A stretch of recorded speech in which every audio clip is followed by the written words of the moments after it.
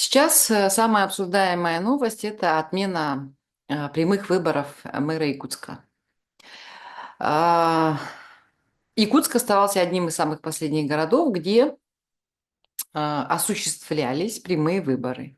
Наравне с Москвой, Санкт-Петербургом, Новосибирском, вот, ну и Якутск в том числе, да.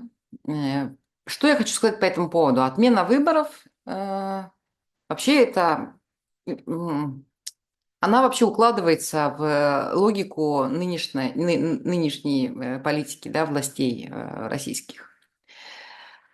Настоящих выборов, как вы знаете, я об этом говорю всегда, в России уже давно нет. И если где-то кого-то протестным голосованием выбирали, как ту же самую Сардану, да, Авксентьеву, то это скорее исключение из правил, и оно не является показателем. Вот такое протестное голосование, такой протестный выбор. Вот. Как- Какие выборы вообще могут быть при диктатуре? В диктатуре никаких выборов быть не может. Но их и нет на самом деле, да? Как мы все знаем, как мы все видим. Давайте на примере вот мэра Жени, да? Кто может сказать, будучи в трезвом уме, в здравом уме, трезвой памяти и не имея над собой административного давления, да, сказать, что я человека этого выбрал. Я полагаю, что, наверное, две трети населения, электората, да, которые ходили на выборы тогда в Якутске, скажут, я его не выбирал. То же самое с Айсеном. Кто скажет, что это глава, которого он выбрал? Скорее всего, люди скажут, я его не выбирал.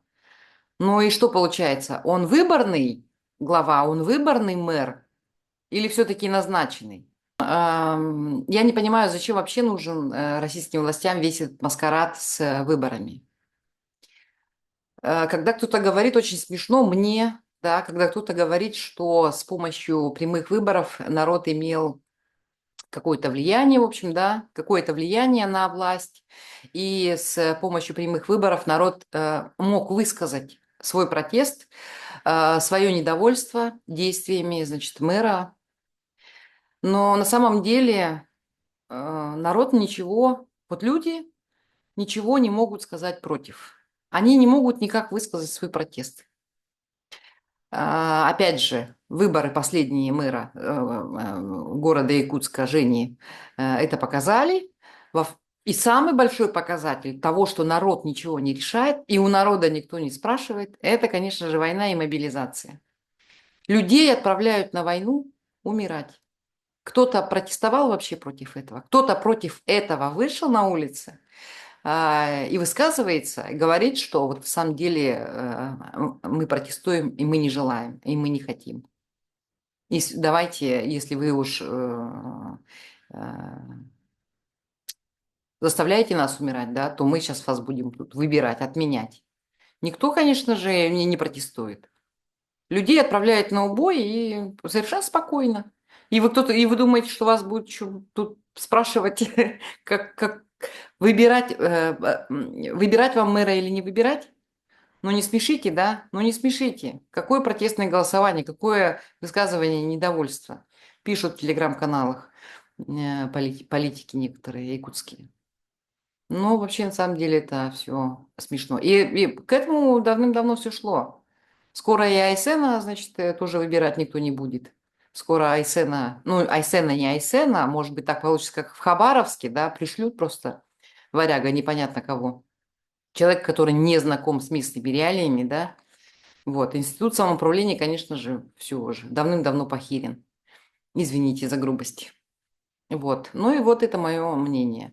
И голосуете вы, не голосуете вы, да, вот в этих тележках за выборы, за отмену, против отмену. Мы должны голосовать. Разные-разные голосования я смотрела, да. На самом деле это вообще ничего не изменит. Как они скажут, так и будет. Как том правительство ДП, как Айсен решит, как глава решит, как Путин решит, так и будет. И вы совсем с этим согласитесь.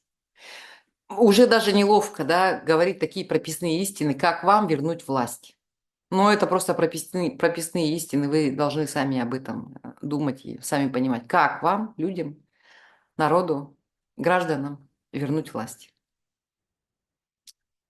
Иного пути у вас нет. Иначе вот вас так и будет, как баранов, водить по кругу. Вот выборы вам отменять, на войну вас отправлять, пенсии вас лишать, обнуляться, да, президенту там, на 10-й, на 20-й срок приходить, воевать с кем он захочет. Вот. Так и будете ходить по кругу, пока вы сами не поймете, что ваша свобода в ваших руках. Ваше право выбора, да, свободного в ваших руках.